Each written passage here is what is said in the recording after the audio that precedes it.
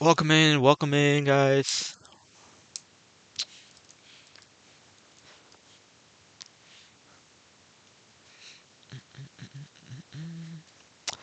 Welcome in, welcome in. Rohan, what's going on, bro? Roku did us dirty. Yeah, I know. I'll show you the chart that I had on Roku and what actually happened. Yeah, it wasn't pretty. It is what it is. But I did end up getting back in though, so I got some nice profits off of that. But that was on my main account, not on the small account. Roku. All right, I'll get to Roku first then, guys. Don't worry. By the way, the Giants and the Redskins are playing, and the Giants are up by 7. What's going on, Levy? All right, so let's get started here. Let me actually get to Roku first, and then I'll get back to futures real quick. All right, so let me get down to the lower time frame on Roku real quick. Give you a quick recap of what happened. I think I can get out to the 15-minute. All right, so this is a better picture of what happened with Roku. This is the actual diagram now that it took place.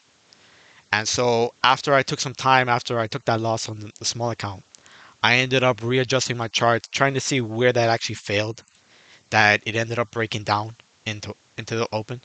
Giants. I'm rooting for the Giants actually.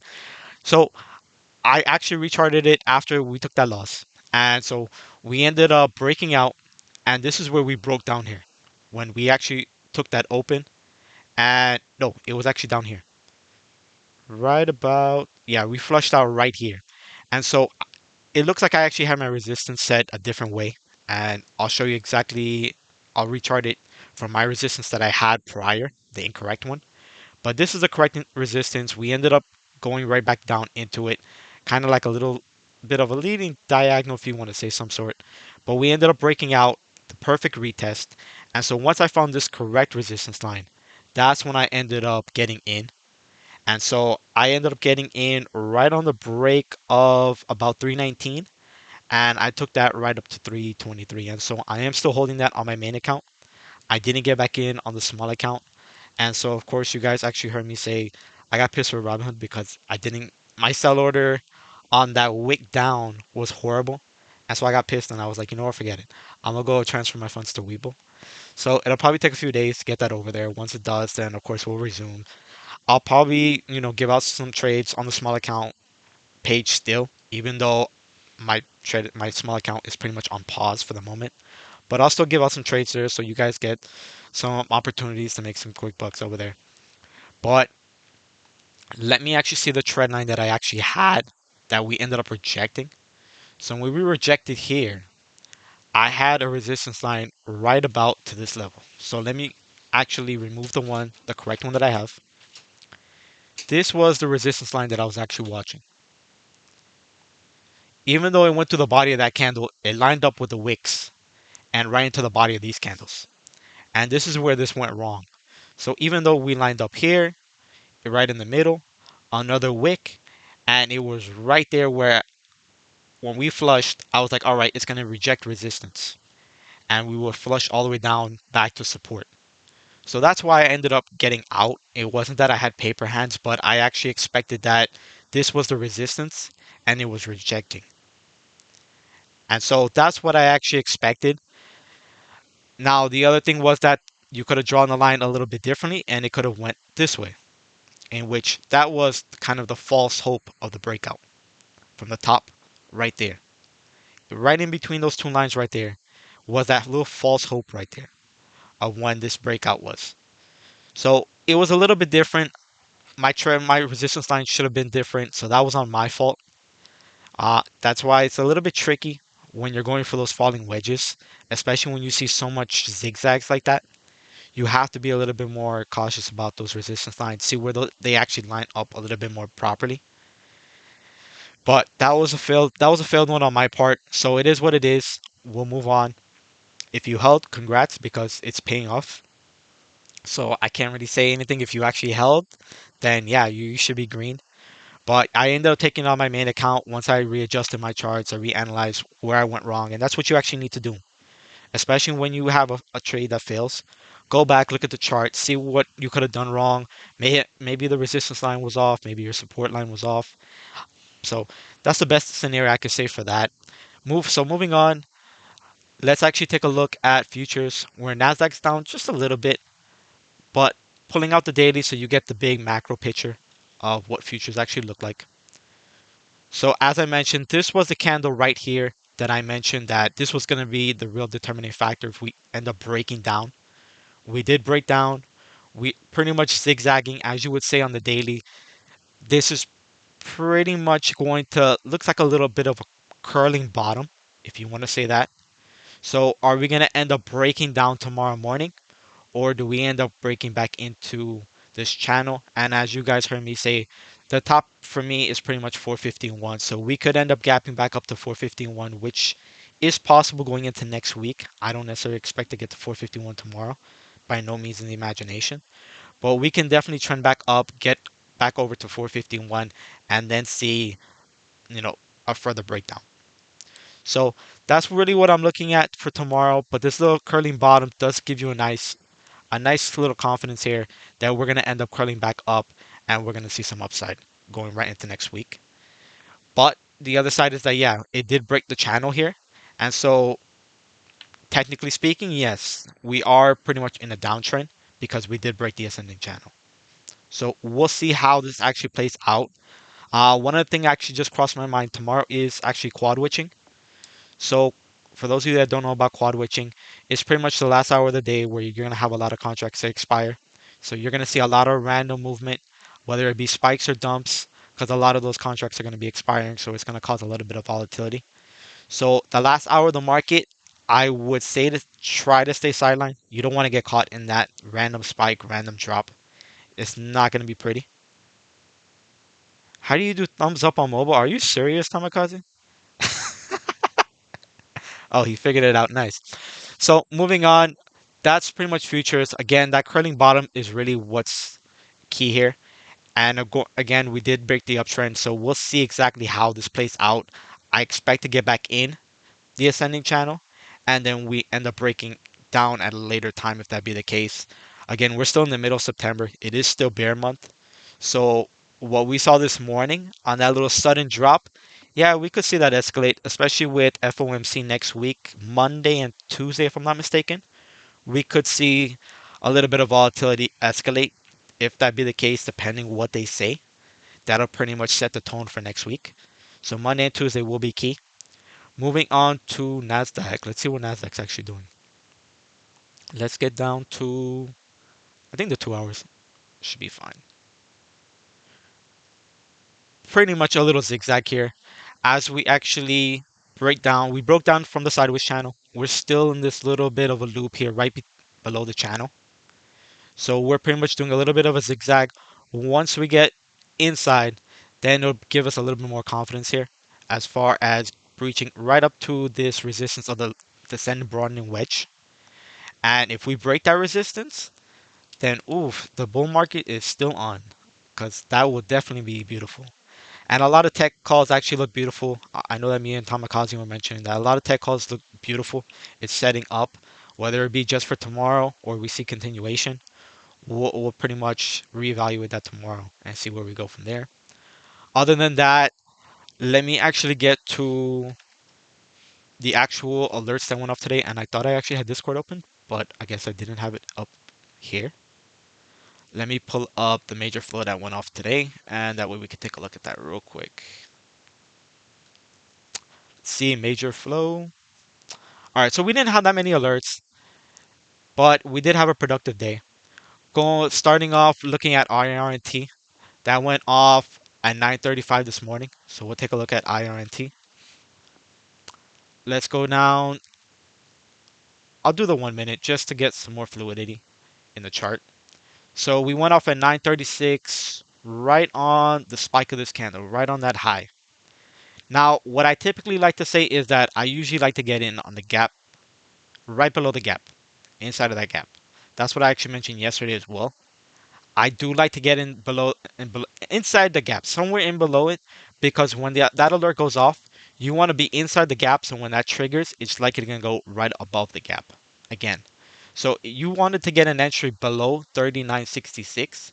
Anywhere below that 39.66, if you got that entry, then you saw pretty much money because that went right up, that ripped. If you got in even at 39, you got a beautiful rip right up to 45. And that would have been textbook if you got right at the money or in the money. Preferably, I do like in the money when I'm doing a lot of those major flows and especially rapids because a little bit of those drops they could actually hurt you just a little bit, especially being out of the money when you're trying to get only 10, maybe 5 to 10% with those rapids. So that's just something to keep in mind. But that one would have played off beautiful. Again, I can't stress that enough. I actually like to get my entries right inside of the gap. So if you would have chased it and you got in right at the top of this candle, yeah, you probably would have broke even depending how far out of the money you went. If you went far out of the money, then yeah, they'd have pretty much just destroyed you on that drop.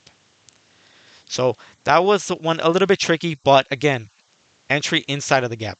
You do not want to get that entry above the gap, otherwise you're just chasing there at that point. And if you would have chased that at the top there and got out of the money, yeah, they'd have just pretty much raped you for that much.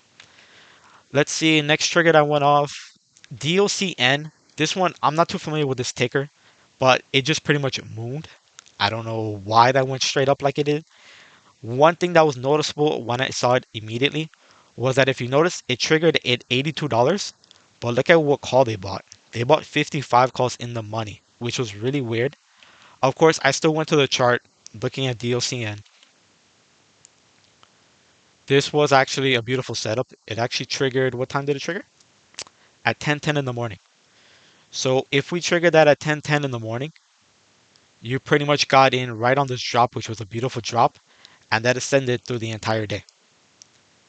Again, that was a little bit tricky because how deep they bought in the money. So, I mean, it would have been a little risky because I don't preferably like to get alert when it's in the money because it could be a very small move. It could be typically usually a far expiration is what I see when they go in the money. But this one being that it was a weekly, I would have took a chance and got in the money, and I would have took that position. I didn't take this one today. I didn't take that many trades today, actually. In fact, I'll probably tell you guys in a little bit what trades I did take, but this is not one that I necessarily took. Now, the Palantir one, yes, I did take this one. This was a beautiful one. Tamakaze and Avery were all over this. Their accounts pretty much are booming off of Palantir today. I think I literally heard Tamakaze just screaming Palantir all day. I don't think I heard him mention another ticker all day. So that was, I don't know what that was. I don't know how he made something about like 5 figures. I think somewhere around there. But moving on, Palantir was a beautiful one. It pretty much ascended all day. I don't even think I really need to look at the chart, but just so you get a glance if you missed it today, that was a beautiful chart today. As you see it pretty much, let me just zoom out a little bit more. That was a beautiful move that it made overnight. If you got in around that 27 mark, beautiful move right up to close enough to 28 or so at open there. Open was actually no right around here. You got in, you got close enough to 27.80. That would have been the high. And if you wanted to just exit at that point, because a lot of people just, I mean, sometimes even me, I actually take a trade for a swing, and if it gaps up at open, I'll take my profits and I'll be happy. That's when you be fluid, like how Dan is. Dan is fluid. He takes his profits really quick, whether it be 10%, whether it be 20%. He's in and out, and that's quick, right? That's just a mental. You have to train yourself mentally for that because what he does, taking profits so quickly, a lot of us would diamond hand a position, like Tamakaze did, and holding for 1,000%. Okay, but what he does is that he's very more fluent. He actually takes his profits quick. When he sees 10, 20%, he's in and out, and that's what you could have actually done here with Palantir, even though it did rip the entire day. And let me actually see what time did that rapid go off? 10:50. 10:50 in the morning was right around right before it ripped, of course, probably. Let's see, it's right around this area. Right on this candle. So you were pretty much right at 28.46. You would have got right up to that move here. That would have give you that perfect 10 to 15% on those rapids. That's usually average there. The other one was Facebook. So this is another one like that DOCN. It triggered at 371, but they went deep in the money at 330. But however, it was a weekly. So that's what you want to keep an eye on. Usually when they go again, they go deep in the money like that. It's usually a far expiration because they want to collect that premium over time. That's what they're expecting. But this one being a weekly, it's a little aggressive for the fact that they bought weeklies going so deep in the money. Now, if we actually look at Facebook, I don't even think I need to actually look at when it actually triggered, for that matter, because it pretty much you hit a beautiful high of the day right there. It likely triggered. Let's see what time real quick. 2:08 in the afternoon. So 2:08 would be 1300 Central in the military time. You got in right around 1308. You got in right around here.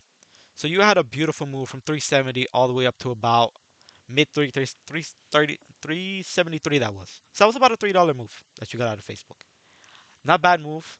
Again, the weekly expiration was what was key on that. The same thing as DOCN because you saw a beautiful move on DOCN as well.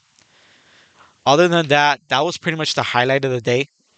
Uh, Actually, no, that was not actually the highlight of the day. I take that back. Fortuna Beta was actually the highlight of the day because Fortuna Beta actually hit Salesforce twice. We hit it yesterday and we hit it today again.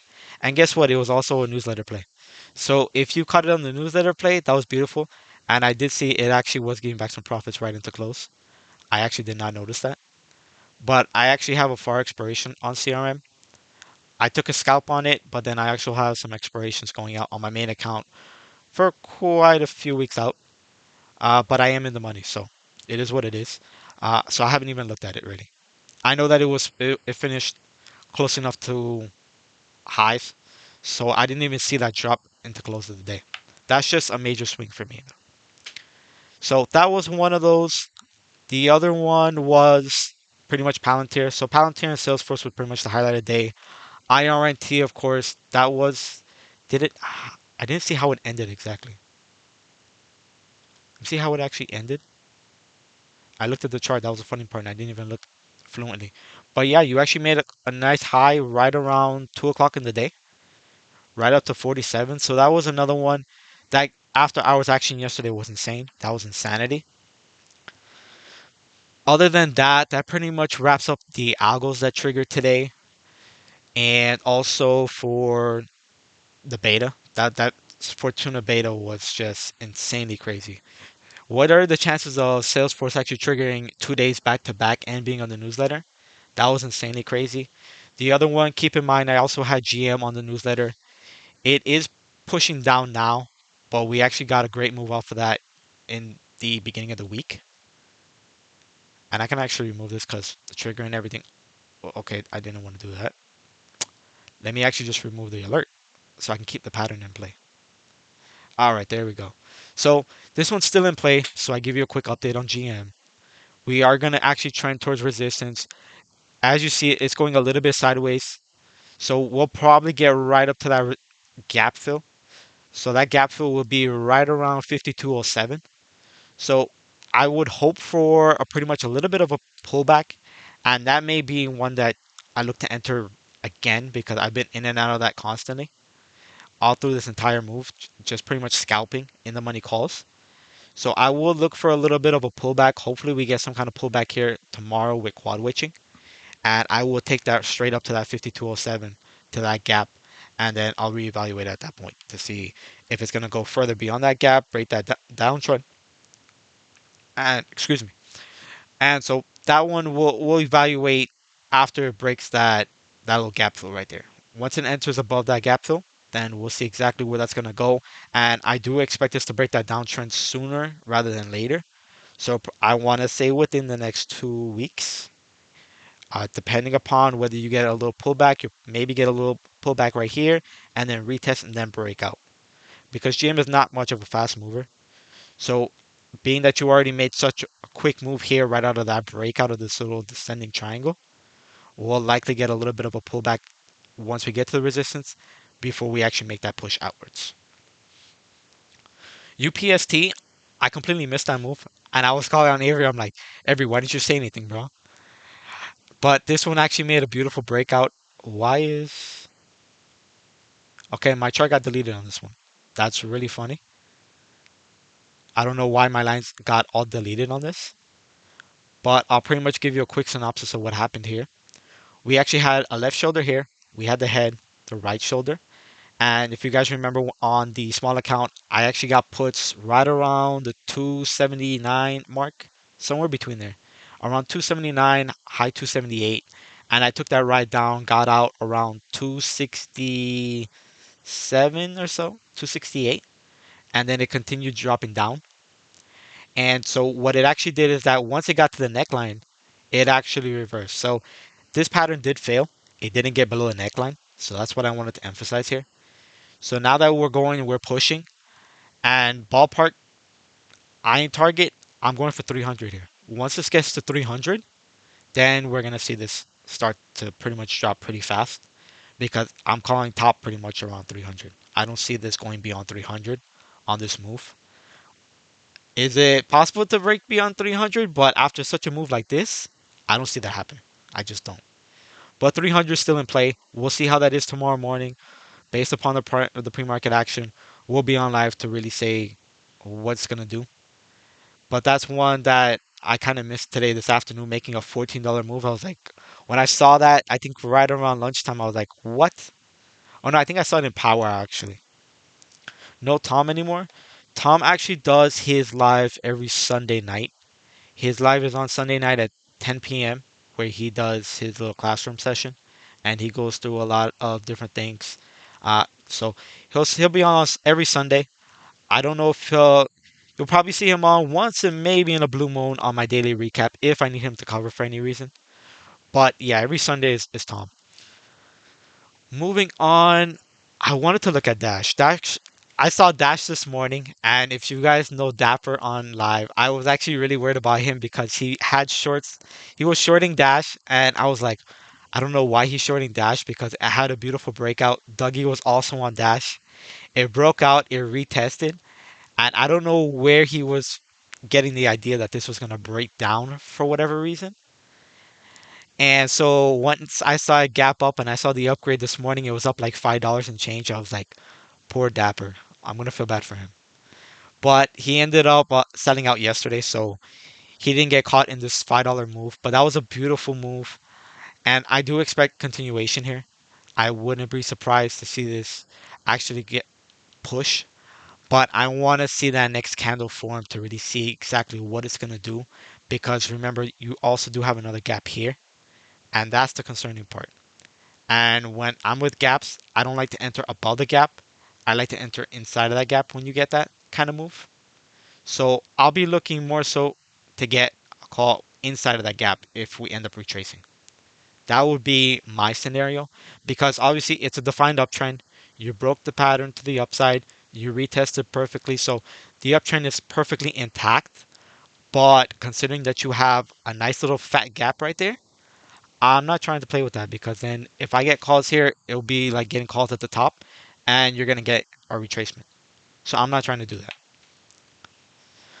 Other than that, let's see what other names to look at. I was looking at AGIL. That's one of those squeeze plays. Let me actually look to expand this one. Let's see what level needs to break here. Looks like a little bit of a double top action here. 1174. I take that back. What level is that? 1630 was a double top. I was looking at the wrong number. 1630 was a double top here. So that will be one of those levels that I would look for this to see if there's going to be any continuation here on this one. So keep that number in mind, 1630. These do tend to gap up very randomly. And if you notice, and I mentioned to someone, I didn't get in, maybe Sig it was, because I know that Sig was actually looking at this one. I didn't get in because I saw that Head and Shoulders. I actually had it on the morning watch list. But once I saw that Head and Shoulders forming, I was like, no, I'm not going to end up taking a position here into close because I was looking for a swing into the end of the day. But this was not one of them with that Head and Shoulders and a double top. I was not trying to mess with that one. The other play was there's a few different ones. I might actually have it on my Twitter. Take a look at those. Let me see my Twitter real quick. I know I posted a few of them. Let's see. OPAD was the other name that I wanted to come to mind. Let's take a look at OPAD.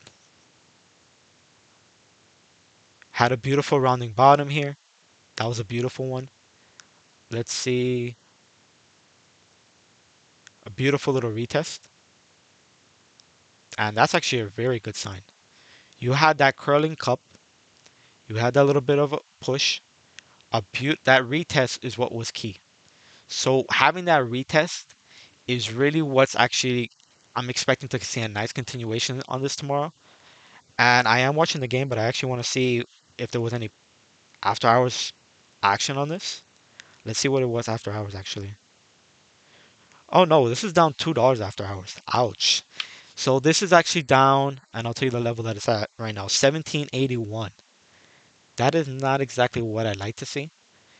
1781, you're looking right around close enough to this level. I don't know why it's not letting me trigger exactly there, but you're right around this level. Now, it is still holding the uptrend, so you could definitely push back up by morning.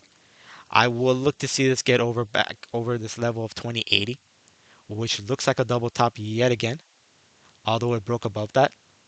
So above that 2080, then this has my attention. And then we'll see exactly how much of a push this makes. Let me see the retracement here.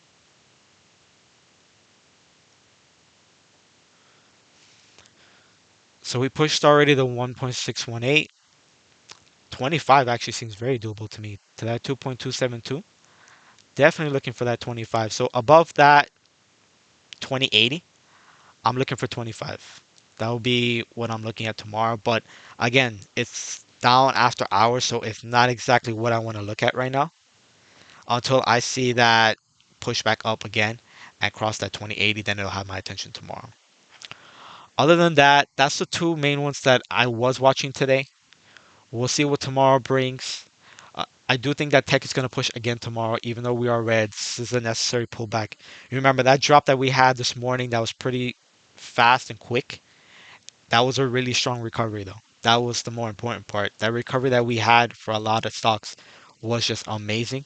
So it's pretty much common for us to have this pullback here overnight, and then we'll see a nice little follow through tomorrow morning. Unless we end up breaking down tomorrow morning and then we see the same price action again that we saw today, in which that's not going to be very good. So that we'll see what happens tomorrow morning. It's a little too early to say what's going to happen necessarily. Tesla's been stuck around that 750 mark, and I actually just noticed it's actually pushing 756.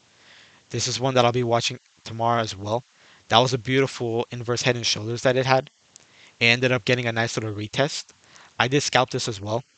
For I got in right around close to, let's see where I got in. I scalped puts. I think that's what it was that I ended up holding puts yesterday. I didn't take a trade on it today. I ended up selling out of my position on that drop that it had. That's what I ended up doing because I ended up having puts overnight. So that was one. I'm still watching it. I said it's going to go to 770. Tamakaze is saying 780. I end up looking back at my chart to see where he maybe got 780 from. So I ended up looking back. I could see it happen. I don't know about tomorrow necessarily. That would end up breaking right above, a little bit above the channel that I'm necessarily looking at. But 770 is definitely in play. So I am definitely bullish on Tesla. So we'll see that get a nice little continuation there tomorrow. I'm expecting that tomorrow. So that one will be more than likely either me or Avery will be watching that one tomorrow morning on live. And we'll call it out once we see that right into play. Okay, guys. Other than that, I think that kind of wraps up today. Go watch some football. We'll be ready for some 0 day lotto plays tomorrow. And then also, reminder again, we have the quad witching tomorrow into Power Hour. So, Power Hour, do not try to open any positions. I will say that if you're going to open a position, wait for like the last like 3 to 5 minutes or so. Don't try to get into that. Daniel, I really see that you want to look at space. Is there a reason why you're trying to look at space? Is there a necessary reason? All right, I'll chart out space real quick. See what we're looking at real quick. See if I can get this down because I don't necessarily like that right on the wicks. But yeah, you're right at resistance. Could it reject here? Yeah, I could reject here. Could it break out? Yeah, I could. I do see a nice little gap right here that's in play. So you have a nice little gap up to 30. Let's see your first resistance level that you need to break over, which looks like it's right around. Let's see if I can find out exactly where this is. Let's see. I think it's more so a little bit up here. Yeah, your first resistance level is going to be right around here. If you're looking at that, you're looking around 2618. That's going to be your first level of resistance if it ends up breaking that downtrend, which keep in mind, once you break that downtrend, you're probably going to get that retest, so don't force that entry right there. I would wait for the breakout and the retest. So on the retest is where I would take that entry point and then look for that 26, 20-ish mark where that'll be your first level of resistance. And then that will push you into, there's actually another level of resistance right here that looks like. Let's see if that is. Yes, it is. So another level of resistance right around here, which will push you close enough to 2744. Above that, then the gap plays and the gap fill is in play. All right. So that pretty much wraps up tonight, guys. We'll see you guys on live tomorrow. We'll be ready to go, and hopefully we got some nice 0 day lotto plays going on tomorrow. But other than that, you guys have a good night. Go watch some football, and we'll be ready for Friday then. Okay.